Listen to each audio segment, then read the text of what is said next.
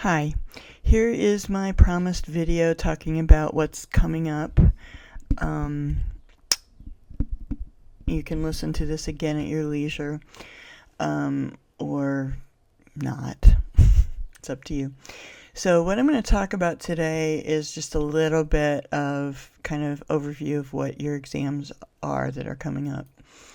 So I am going to talk about, this is the normal slide that I would show in class, but what you're going to be doing Tuesday in class is typically what I do anyway, which is you work on things that you feel that you need to work on. There are things that you can do. You can work on the review files. There are plenty of those. The sim exam is being submitted as a lab check, and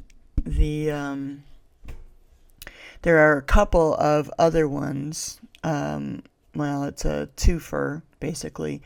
It's a 10-question access properties and concepts quiz.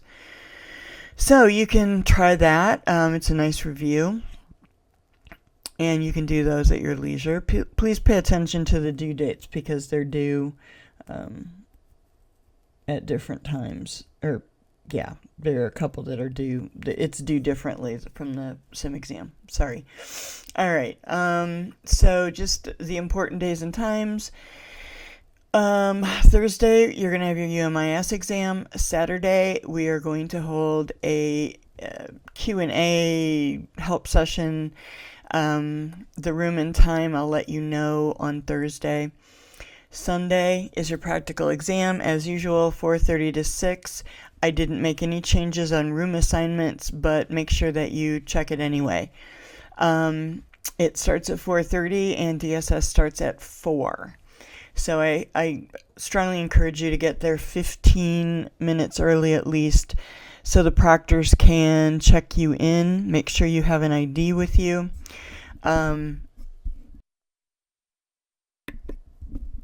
And you'll be able to sign in and go to your assigned seat. So that takes a little bit of time. So 15 minutes early is good. Okay, so let's talk about your exams. As of midnight tonight, which tonight is Monday as I'm making this, I am unlocking the answers to all of your UMIS quizzes because essentially your UMIS exam is kind of a rehash of your quizzes plus a few more. So it's a representative sample from all the quizzes plus some new questions, 4 or 5 new questions that are a little more conceptual in nature, questions that might ask you to think about how UMIS principles have applied. So those will be available, well, depending on when you're listening to this, midnight Monday night. So you can start reviewing those, and those, basically, the answers will be there. You'll be able to see what the correct answers are, and that will help you in your study. And when you're going in to review things, the 3 big ones, I think, are Porter's, the systems development lifecycle, and the parts of an information system. Definitely review those. Also review things like structure of corporate structure for the information system world.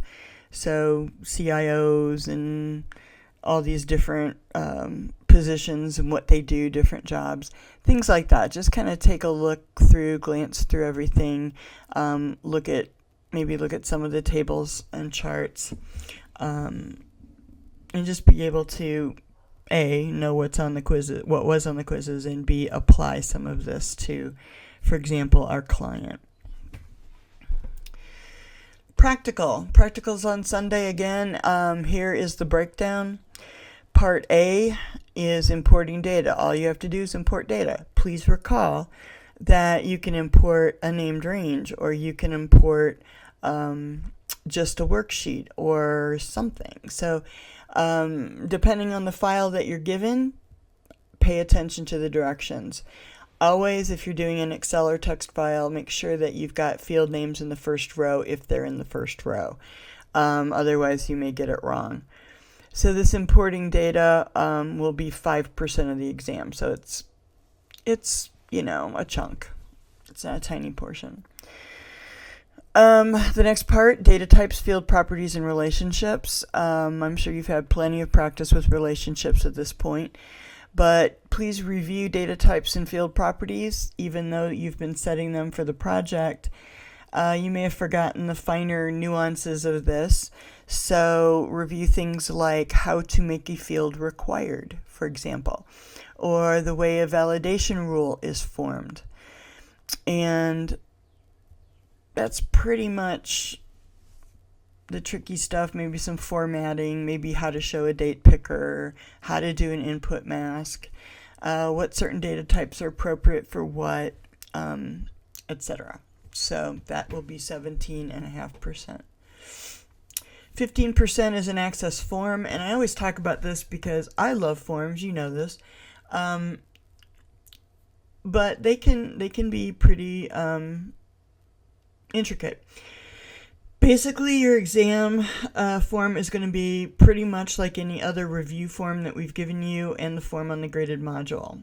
So you'll need to know how to create a calculated control, possibly. You'll need to know how to add controls to the form, how to make a subform, how to use a tab control, how to add queries and forms and other things to the tab control as subforms, and make it look kind of sort of like the picture, because you're going to get a picture plus directions. I do not count dots. I don't go into the design grid unless you have an error showing in your calculated field.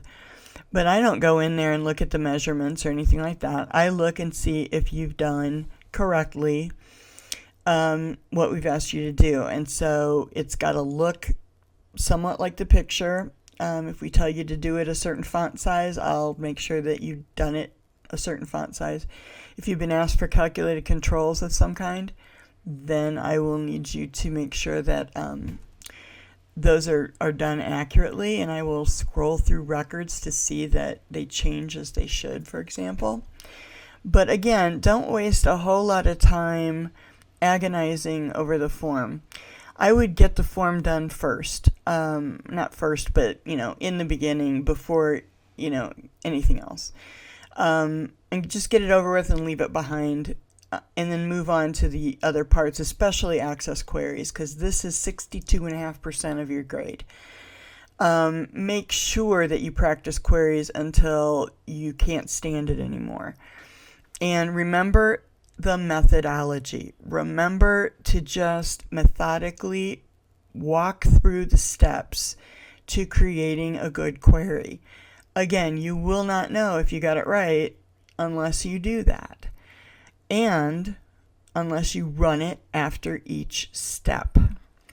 I suggest that you, because these are so specialized, you have done queries for your project, of course, but that is a little bit different because that's your creativity there. You know what you need to show in this, and there is no right answer except in your own eyes. But we have to write questions that have a right answer, period, so that we know that you understand how to do certain things like set criteria, sort, hide things, use where, when to use sum, when to use count, etc. So I suggest you review queries as much as you possibly can. And I suggest you spend the majority of your time on those queries. And then once you're done with everything else, like especially the data types, field properties, and relationships and access queries, then if you have time, come back to the form and just make sure that you did that fine, did that well. if you absolutely need to move controls around and line them up and be all obsessive about it, then come back at the end. Don't sacrifice your queries for the form. Even though the form is basically a birthday gift, happy birthday, because again, they're graded manually, and I am forgiving of most things on a form. So if you've got something a little out of alignment, don't worry about it. Just as long as you have the main graded elements there. All right, lab checks. There are some lab checks. I said this at the beginning. There will be some available to do, and they are there right now. Please just make sure to do them. Mostly they're there because I want you to be able to study. And so this will help you study. It will help you review concepts that you may have forgotten. Please note the due dates. Coins will be processed after May 1st, so you won't know how much extra credit you have coming to you except your guaranteed knowledge checks until after that. So that'll show up when I upload it into Canvas when we're all done with that. The bulk of your extra credit, of course, was you coming to class. I thought that was a generous gift, extra credit for actually showing up. So remember I said that if you got to more than at least, I believe it was 25 classes, then you will get a set amount of extra credit, or coins basically. And as of yet, I need to figure out how much that is because we have a top limit of how many that we're going to give out total. All right. Knowledge checks will shut down on Monday, May 1st, so make sure that you get those done. They're a great study tool as well. And let me bring this up as well. Once extra credit is applied, and once we have your grades finalized, and you note where you are as far as grades go and what your percentage is, your overall percentage is, what you need to do is, before you ask for some consideration as far as bumping you up, you need to look and see how you performed where extra credit was concerned. Because if you didn't do knowledge checks, for example, then that's your fault. That was there for you to make up for things that you may have missed. As well as coins. Did you come to class? If you didn't do that, if you don't have those attendance points, then really don't even ask, because all of those together, whatever your extra credit bundle ends up being, that usually was the thing that would have gotten you to that next point. And so I basically say, please don't even ask if you have not made an effort to do every bit of extra credit that was coming to you. Your final grades will be processed by Thursday of finals week. They are not considered final until I notify you, okay? So I will let you know when I consider them to be final. And then I will ask that you check them over as quickly as possible, and then notify me if you find anything questionable or something I forgot that you notified me about before. And then after that point in time, then in 24 hours after that, I will submit final grades to the registrar. I want to make sure that you ask all the questions that you need to ask, because, about your grades, and make sure everything's straightened out so that they're accurate when submitted. And then, because there will be no grade changes after they're submitted. So that's that. So I just want to wish you good luck on everything coming up. We're basically done with classes and teaching. I'll see you at your UMIS exam. And that'll be it. Oh, by the way, and one more thing. If you haven't done the course evaluations, please, please, please make sure that you do them. They're very important to me. I like to see what you think Whether you loved it, you hated it, that doesn't matter to me. Well, it does, but it doesn't. Your feedback, what you didn't like about it, what you did like about it, that is the sort of thing that I use actively to try to make the course better.